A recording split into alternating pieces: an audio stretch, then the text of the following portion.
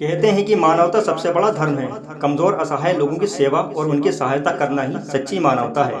एक इंसान का दूसरे इंसान के काम आना ही इंसानियत कहलाता है।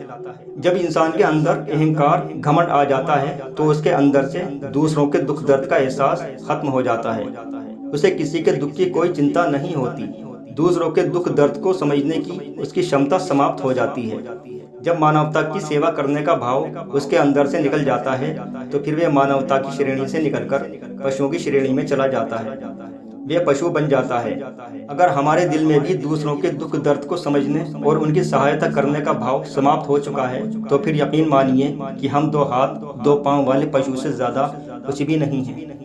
आज आपके लिए लाया हूँ मानवता का पाठ पढ़ाती और इंसानियत की सीख देती महात्मा बुद्ध की एक रोमांचक प्रेरणादायक मोटिवेशनल कहानी जो आपको सोचने पर मजबूर कर देगी।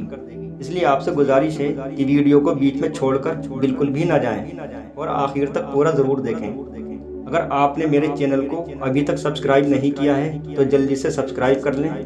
आपके इस प्यार से हमारा हौसला बढ़ता है और अच्छी वीडियो बनाने की हिम्मत मिलती है, जिससे कि ऐसे ही ज्ञानवर्धक मोटिवेशनल वीडियोस आपको समय पर मिलती रहें।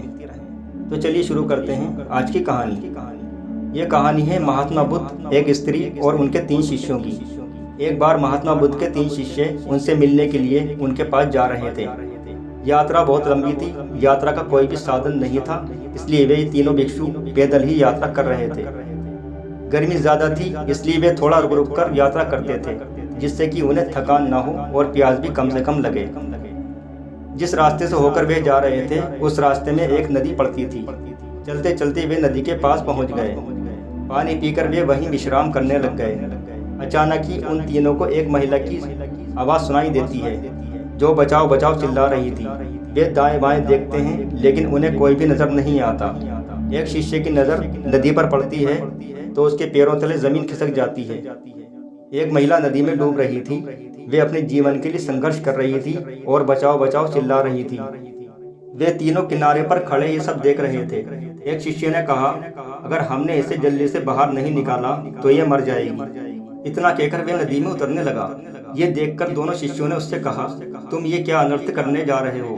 क्या तुम्हें पता नहीं है कि हमारे धर्म में स्त्री को छूना वर्जित है? भूल गए हमारे गुरु ने हमें क्या शिक्षा दी है? बेवकूफ़ी मत करो और शीघ्र ही यहाँ से चलो, नहीं तो हमारी वर्षों की साधना, वर्षों की तपस्या भंग हो जाएगी। ये डूब रही है तो इसे डूबने दो। इसका समय आ गया है। ईश्वर को शायद यही मंजूर है। तुम वापस आ जाओ। उसने कहा कि तुम्हें जो कहना है वो कहो, तुम्हें जो सोचना है सोचो।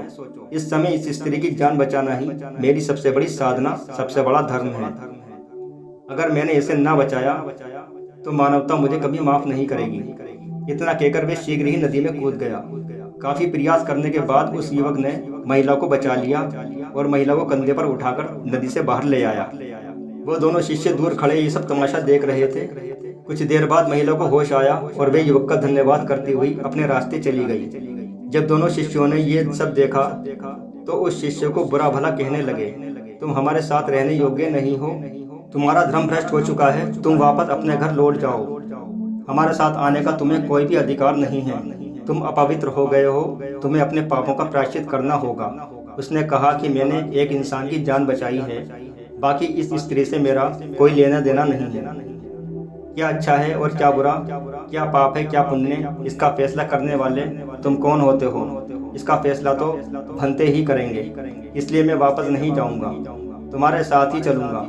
जब वे तीनों चलने लगे तो एक शिष्य बोला कि इससे दूरी बनाकर चलो, ये पापी है। ऐसा ना हो कि हम भी इसके लपेटे में आ जाएं और हम भी पाप के भागीदार बन जाएं। हम इसकी शिकायत भंते से जरूर करेंगे। कई घंटों की यात्रा पूरी करने के बाद वे तीनों महात्मा बुद्ध के पास पहुंच गए। उस समय महात्मा बुद्ध लोगों को उपदेश दे रहे थे। उन तीनों ने महात्मा बुद्ध को प्रणाम किया। बुद्ध ने उन्हें बैठने के लिए कहा। तभी उन 2 शिष्यों ने रास्ते में घटी इस घटना के बारे में विस्तार पूर्वक महात्मा बुद्ध को बताना शुरू कर दिया। उन्होंने कहा कि हमने इसे बहुत रोका मगर ये नहीं माना। इसने एक बहुत बड़ा पाप किया है। ये एक स्त्री को कंधे पर उठाकर नदी से बाहर लाया है। इसे इसका दंड मिलना चाहिए। महात्मा बुद्ध ने बड़े धैर्य के साथ, बड़े ध्यान के साथ उन तीनों की बातों को सुना। सभी की बात सुनने के बाद महात्मा बुद्ध ने कहा, कि ये बताओ कि उस महिला को नदी से बाहर लाने में कितना समय लगा होगा। तीनों ने कहा, भंते, कम से कम आधा घंटा लगा होगा। महात्मा बुद्ध बोले, अब ये बताओ कि नदी से मेरे पास तक आने में तुम्हें कितना समय लगा होगा। उन्होंने कहा कि नदी से यहाँ तक आने में लगभग 5 घंटे लगे होंगे।